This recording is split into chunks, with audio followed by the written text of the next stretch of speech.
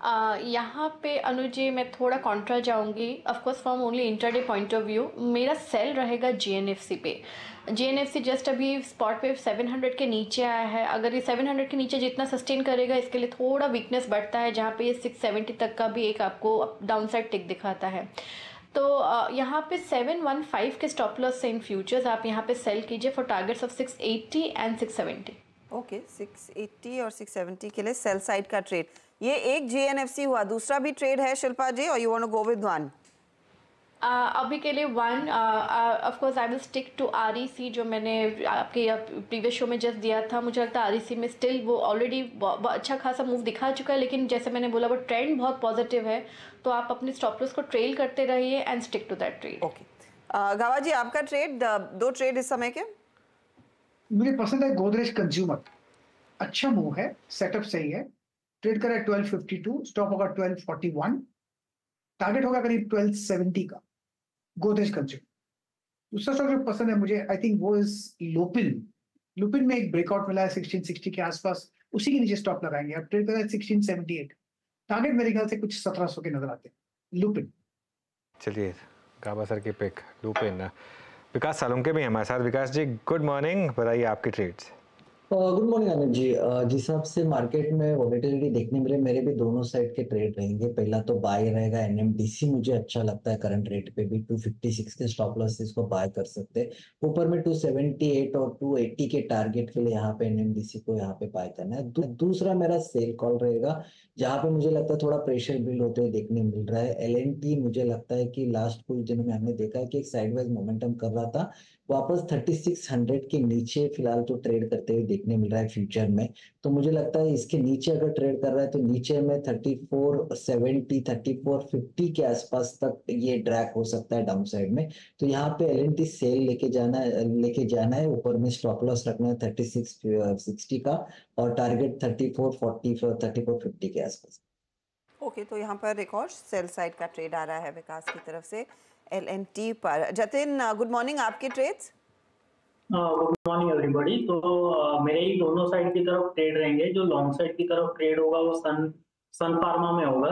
तो सन फार्मा में हमने देखा है कि 20 वीक का एवरेज के सपोर्ट के साथ थोड़ा बाइंग मोमेंटम दिख रहा है। तो मेरे को लगता है पुल बैक कंटिन्यू रह सकता है। तो 1510 के स्टॉप लॉस से लॉन्ग साइड की तरफ ट्रेड होगा। टारगेट 1580 का होगा।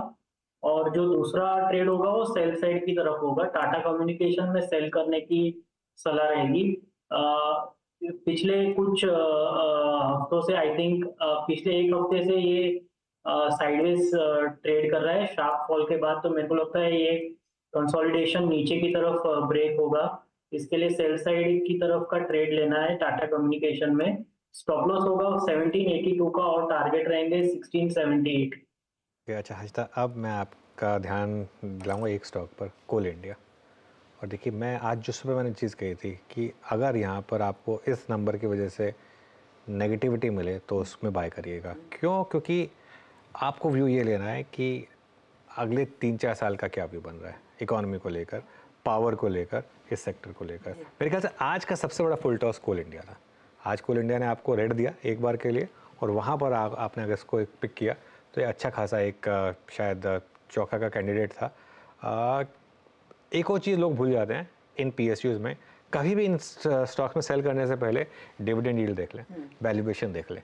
डिविडेंड यील्ड वैल्यूएशन दोनों को मिला लेंगे ना, कोल इंडिया सेल है ही नहीं कोल इंडिया पे। इसके लिए मुझे हैरानी नहीं है कि कोल इंडिया ज़्यादा नहीं गिरा। इसके लिए आज बहुत लोगों ने मुझे पूछा था कि मैंने इसको क्यों नहीं लिया रेड में। ये कारण है क्योंकि मुझे एक हिंट था कि आज ये स्टॉक जो है ना ज़्यादा गिरेगा नहीं। सुबह सुबह सारे नेगेटिव व्यूज़ थे, लेकिन समहाउ एक फीलिंग थी कि लोअर लेवल से रिकवरी आएगी आज इस स्टॉक में। रिकवरी वो स्क्रीन पर साफ देखने को मिल भी रही है। लेकिन एक दो ट्रेड्स जो साथ नहीं दे रहे हैं मार्केट का, कंसिडरिंग कई सारे सेल कॉल्स आ गए हैं। एलएनटी एक शॉर्ट साइड का ट्रेड अभी विकास ने मेंशन किया। विकास एक बार भारतीय एयरटेल पर भी नजर डालेंगे, क्योंकि ये एक ड्रैगर साबित हो सकता है। 1286 के लेवल्स आ चुके हैं, खुलने के साथ ही धीरे धीरे करके नीचे फिसला है। जी हाँ, जिस हिसाब से लास्ट अगर 7 to 8 डे से ट्रेडिंग पैटर्न देखो तो ऊपर में एक रेजिस्टेंस फेस होते हुए देखने मिल रहा है भारतीय एयरटेल में, और आज उसने कल के लो के नीचे अभी वापस ट्रेड करते हुए देखने मिल रहा है। फॉर 20 मिनट्स में ही वो ब्रेक डाउन कर चुका था। तो मुझे लगता है यहाँ पे भी प्रेशर बिल्ड होते हुए देखने मिलेगा। 1240 1250 के आसपास मुझे लगता है इंट्राडे बेस पे ये काउंटर ट्रैक कर सकता है। तो यहाँ पे जो अभी भी जो ट्रेंड है वो अभी भी नेगेटिव है। यहाँ पे मुझे लगता है 1 से 2 दिन में इंट्राडे में भी एक अच्छा खासा एक फॉल यहाँ पे भारतीय एयरटेल में देखने मिल सकता है। किसी कुछ वीकनेस यहाँ पर परसिस्ट करती हुई भारतीय एयरटेल में आपकी स्क्रीन पर साफ दिखाई दे रही है।